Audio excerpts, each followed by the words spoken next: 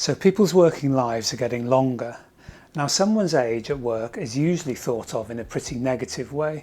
The older they are, the worse things get. So today we're going to list 10 ways to earn a living which are definitely not age dependent. In fact, for these, it's a positive if you're older. And there are at least 2 here that I guarantee you won't have thought of before. So stick around. Number 1, become a flight attendant. No, really, this is a proper option for real consideration. Now, despite the image, older flight attendants are in great demand, and there is no upper age limit for attendance.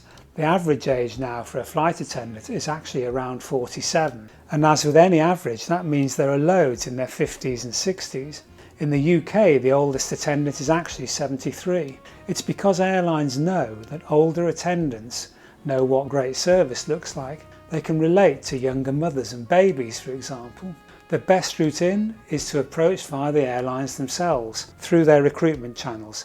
Now, the entry criteria and training are quite exacting, but the one thing they won't hold against you is your age.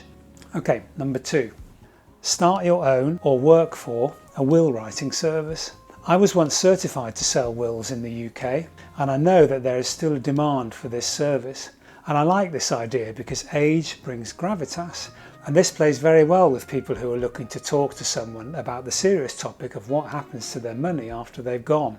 It could be pretty lucrative too if you're willing to put in some of the upfront marketing effort, or you can join a legal firm and undertake the work on their behalf. Barriers to entry are not high, and training is actually not particularly onerous. I enjoyed will writing work. Mainly the effort goes into discussing things with the testators, as they're called, the people who want the will. You meet lots of interesting people of all ages, and I got a real kick out of helping them. The route into the work is best via the Institute of Professional Will Writers or the Society of Will Writers.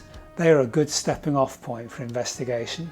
Number 3, a celebrant. Now, a celebrant, if you don't know, is someone who officiates at and helps create ceremonies for various life events like weddings, funerals, baby namings, vow renewals and other significant milestones.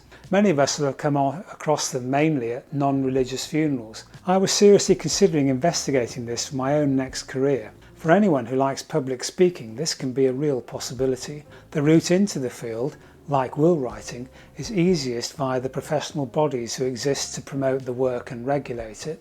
In this case, look for courses offered by reputable organisations such as the United Kingdom Society of Celebrants here in the UK, or the Fellowship of Professional Celebrants, or the British Humanist Association. Then you can get your business via links to funeral directors in the UK, for example. Number 4, become a film extra. Now, this might seem a bit off the wall, but for me, it has something that has real possibilities. It should be diverting and interesting, and it could be fun. The route into this is quite well defined. You need to research talent casting agencies and then take a professional headshot. It helps to have a headshot that's clean and businesslike, but you don't have to have it shot by a professional photographer. Then you approach the agency that seems to be looking for people in your particular niche. Apply to join their list. You'll need to submit a right to work document and pay for a BDC certificate. These aren't costly. Then you sign up with the agency, attend auditions where necessary, and you're good to go. Number 5, personal trainer. Now, there is an enormous market for personal trainers, everybody knows that, but it's particularly strong when it comes to training older people. If you're looking to leverage an interest or ability in physical exercise, this is a great one. People like to be trained by contemporaries age-wise who understand what it's like being, let's say, a shade older. Consider starting by taking courses such as those offered by the National Register of Personal Trainers or the Register of Exercise Professionals. Then you can get certification that covers exercise science and anatomy and, yes, specialised training for older populations. An initial route into obtaining clients is to seek opportunities to volunteer work or work at local community centres. Retirement homes or fitness facilities also have all this sort of thing, and they all cater for older adults. Okay, so those 5 all offer great ways to take advantage of age rather than worry about it. Others have had success with them and they might suit you.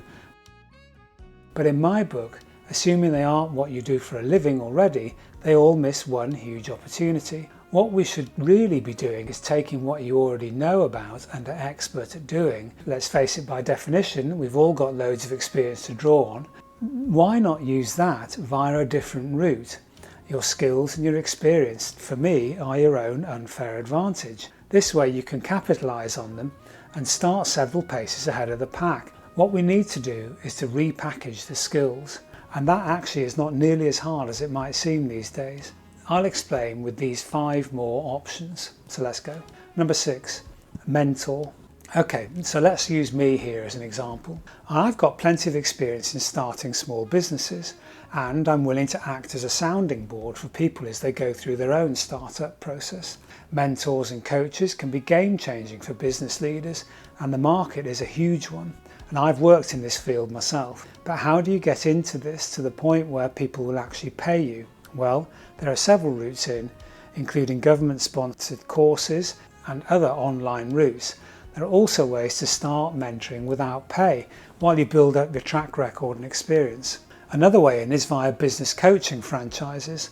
They will allow you to use their process and leads, but these require significant outlay sometimes, and I'd approach these with care, not signing up until you're perfectly clear on exactly what you're going to get for your money. Number 7, teacher. If you've got 25 years experience in a particular field, there are almost certainly elements of it that are being taught in schools and colleges. There's a huge demand, certainly in the UK, for people who are willing to teach. Teaching online is a huge market now as well. And while I'd approach these with particular caution to ensure you're clear on what your obligations are in respect of finding new clients and paying admin fees, for example, this is another option if you have a great deal of experience and you're looking to capitalise on it. Number 8, non-executive director. Now, firms and public bodies often have boards that require non-executive directors to provide perspective and input to decision making. Now, you might think that you need to be a huge expert in a particular field, but you might be surprised. For example, I've done a lot of consultancy work in UK hospitals, and their boards are well populated with people who sometimes have nothing more than local knowledge of their area and a willingness to spend time in some of the executive meetings. They're not medical experts, but they're pretty good at representing the views of the local population. To get you started in this, all of the UK public sector has to advertise non-executive director roles online at the .gov website. Have a look, you may be surprised. Number 9, content creation, like me. Now, if you're willing to repackage your knowledge in ways that fit, for example, YouTube, and you're willing to give it a go, you can earn well on social media. However, it's not necessarily as easy as you might think, and you need to invest a good deal of time and a bit of money sometimes, but it's the time mainly that's required.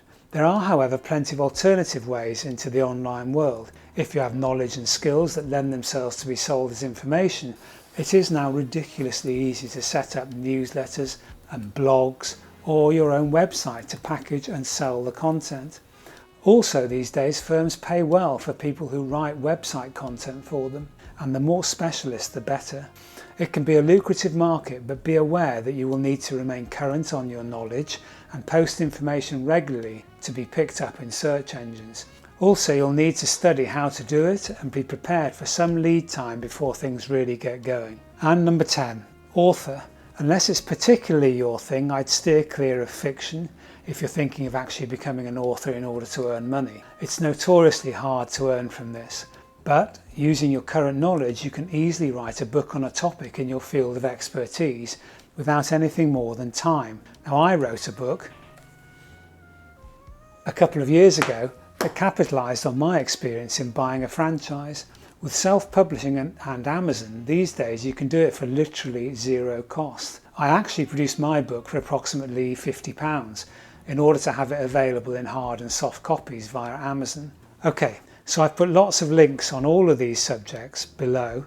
There are hundreds of ways to capitalise still on the knowledge you've gained over the years, and for me this is the most obvious way to create an income into and beyond leaving work. So, did I give you the 2 new ideas I promised that you hadn't heard of before? Hope so. Let me know. Thanks.